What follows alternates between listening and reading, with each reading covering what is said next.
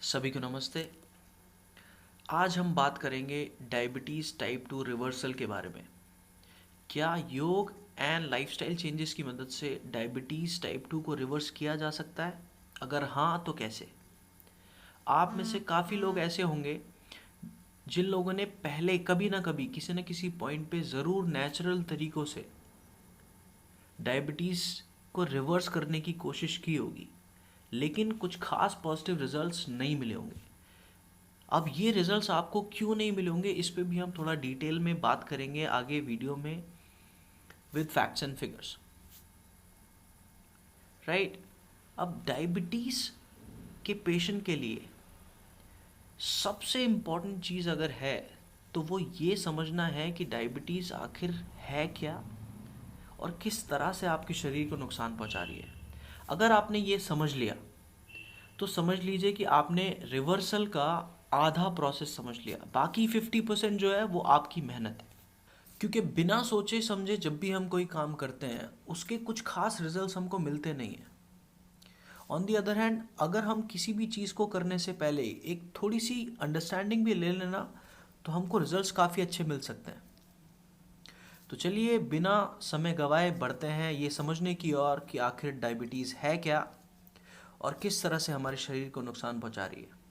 देखिए, हमारी body cells की बनी हुई है, trillions and trillions of cells की बनी हुई है। अब ये सेल्स डिपेंड करते हैं ग्लूकोज पे टू मेक एनर्जी। अब ये ग्लूकोज कहाँ से आएगा?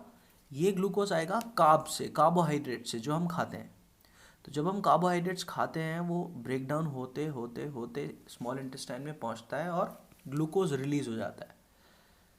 वहाँ से स्मॉल इंटेस्टाइन से ग्लूकोज रिलीज होने के बाद आता है हमारे ब्लड में। अब जैसे ही ग्लूकोज आएगा हमारे ब्लड में तो हमारा blood glucose level, blood sugar level बढ़ जाएगा। अब ब्लड से ग्लूकोज जाएगा सेल के अंदर, लेकिन एक ग्लूकोज को सेल के अंदर जाने के लिए हेल्प चाहिए रहती है इंसुलिन की। तो अगर सेल के आसपास ज़्यादा इंसुलिन हुआ, इसका मतलब ये है कि ज़्यादा से ज़्यादा ग्लूकोज जल्दी से जल्दी सेल के अंदर चला जाएगा। तो अगर ग्लूकोज जल्दी से जल्दी सेल के अंदर चला गया ब्लड से, तो ब्लड में हमारा ग्लूकोज लेवल कम आ जाएगा और हमारा ब्लड ग्लूकोज लेवल नॉर्मल हो जाएगा। तो ये होता है एक नॉर्मल इंसान के साथ। डायबिटीज़ के पेशेंट के साथ क्या होता है कि ग्लूकोज सेल के अंदर जाता तो है, लेकिन बहुत ही धीरे धीरे जाता है। क्यों? क्योंकि सेल के आसपास इंसुलिन कम होता है। इंसुलिन, फर्ज करो कि ये एक सेल है और यहाँ पे एक ही इंसुलिन है, तो यहाँ से सेल वॉल खुलेगा और एक एक करके स्लोली स्लोली ये ग्लूकोज सेल के अंदर जाता रहेगा। तो वो ग्लूकोज ब्लड से सेल के अंदर जाएगा तो सही, लेकिन बहुत ही स्लोली स्लोली जाएगा। अब स्लो ग्लूकोज अंदर जा रहा है सेल के, इसका मतलब ज़्यादा से ज़्यादा देर वो ग्लूकोज ब्लड के अंदर रहेगा, ज़्यादा टाइम तक वो ग्लूकोज ब्लड के अंदर रहेगा, which is a very dangerous situation. सबसे खतरनाक सिचुएशन यही है कि ज़्यादा टाइम तक वो ग्लूकोज ब्लड में रह पा रहा है। क्यों? क्योंकि ग्लूकोज स्लोली स्लोली सेल के अंदर जा रहा है बिकॉज ऑफ लेस इंसुलिन। अब ग्लूकोज ब्लड में ज़्यादा देर रहेगा तो होगा क्या? देखिए, शुगर की ना एक प्रॉपर्टी होती है कि वो ना वाटर को एब्जॉर्ब करती है, राइट। तो अब ब्लड में आपके जब ग्लूकोज है तो वो क्या करेगा, वो आपके सेल्स में से वाटर को एब्जॉर्ब करना शुरू कर देगा। अब सेल्स में से वाटर एब्जॉर्ब करेगा तो डायबिटिक पेशेंट को क्या होगा, प्यास ज़्यादा लगेगी।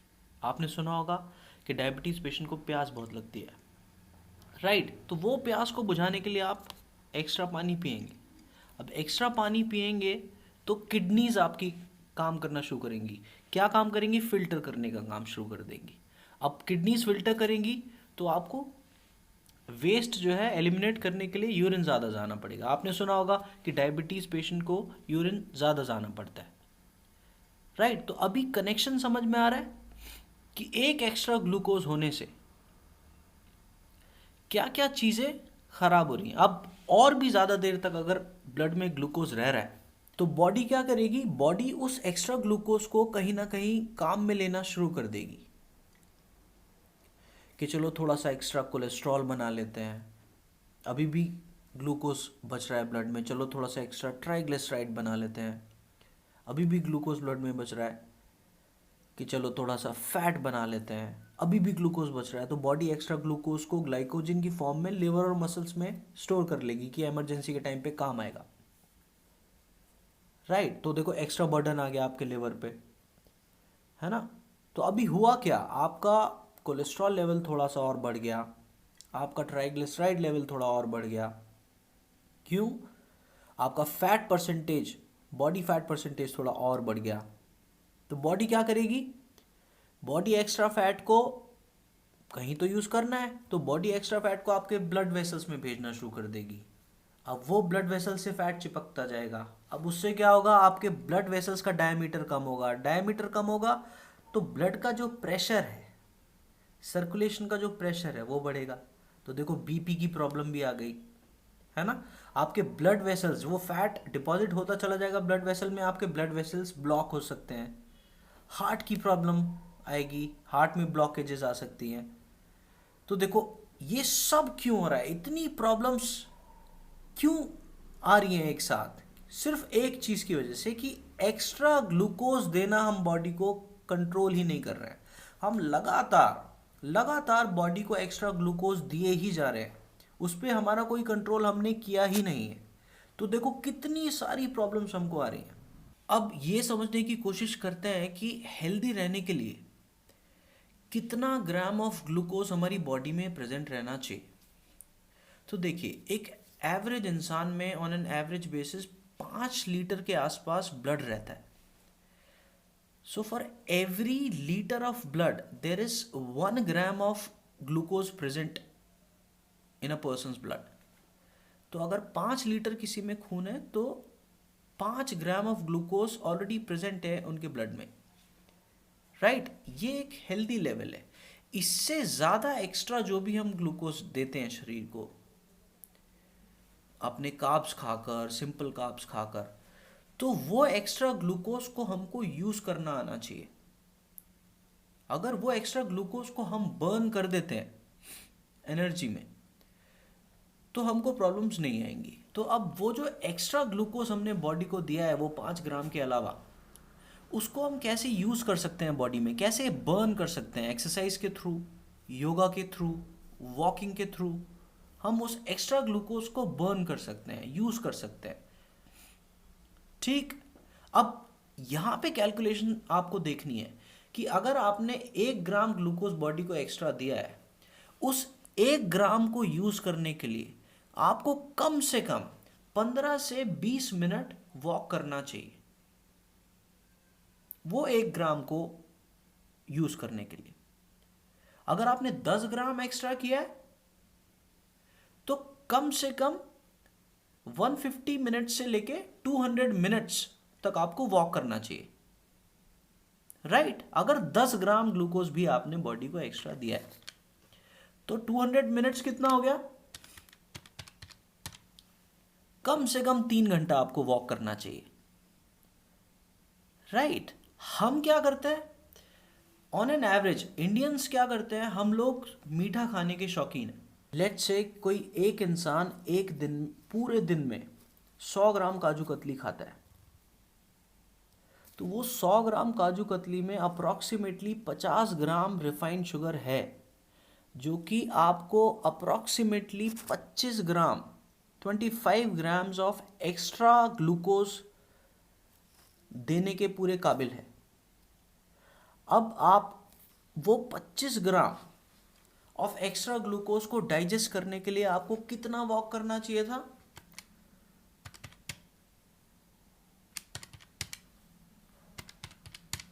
कम से कम 8 घंटा। 1 ग्राम को डाइजेस्ट करने के लिए 15 से 20 मिनट चाहिए, तो 25 ग्राम को डाइजेस्ट करने के लिए 20 मिनट के हिसाब से कम 8 घंटा आपको वॉक करना चाहिए था। हम क्या करते हैं, सिर्फ 2 घंटा जी तोड़ एक्सरसाइज करता है और फिर कहते हैं कि यार मैंने बहुत ज़्यादा एक्सरसाइज करी लेकिन मेरे को एक्सरसाइज से भी फ़ायदा नहीं मिला। वो नहीं मिलेगा, क्यों? क्योंकि आपने उतनी नहीं करी जितना एक्सरसाइज आपको एक्स्ट्रा ग्लूकोज को बर्न करने के लिए करनी चाहिए थी। ये तो वही बात हो गई कि आप एग्ज़ाम में क्वेश्चन पेपर अटेम्प्ट करके आ रहे हैं 25 मार्क्स का, और आप उम्मीद कर रहे हैं कि आपको 90 मार्क्स मिल जाए, वो नहीं मिलेंगे। राइट? तो एक्सरसाइज ने आपको बेनिफिट इसलिए नहीं दिया क्योंकि आपने उतनी नहीं करी उस एक्स्ट्रा ग्लूकोज को बर्न करने के लिए जितनी आपको करनी चाहिए थी।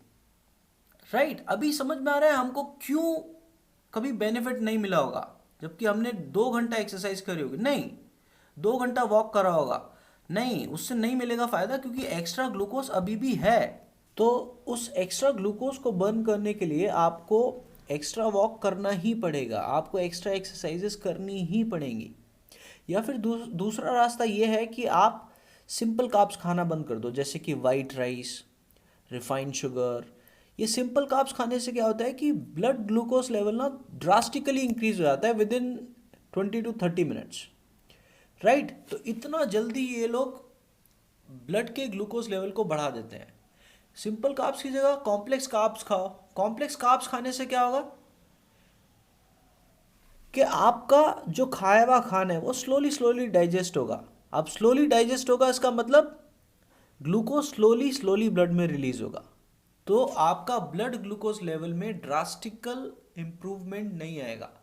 राइट? ड्रास्टिकल राइज नहीं आएगा। राइट?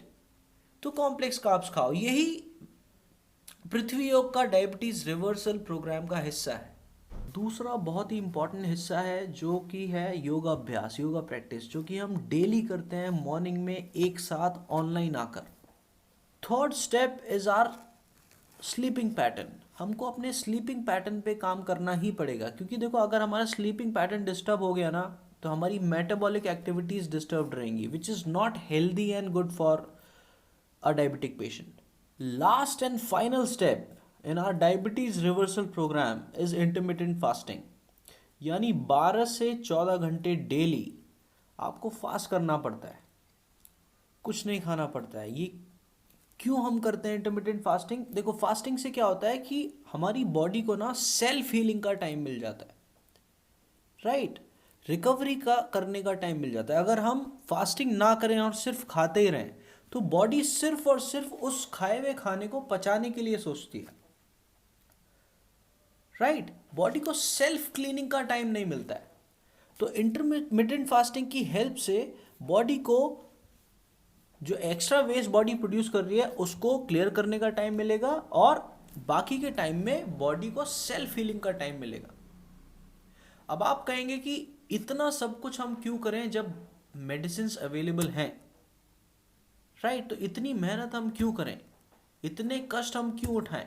तो देखिए मेडिसिन ना आपको कंप्लीटली हील नहीं करती, मेडिसिन सिर्फ आपके हीलिंग प्रोसेस को बढ़ा देती है।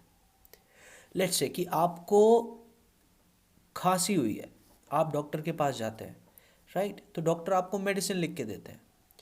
ठीक? तो अब वो क्या बोलते हैं कि जब तक खांसी है तब तक ठंडी चीज़ें नहीं खानी वरना दवाई काम नहीं करेगी। राइट?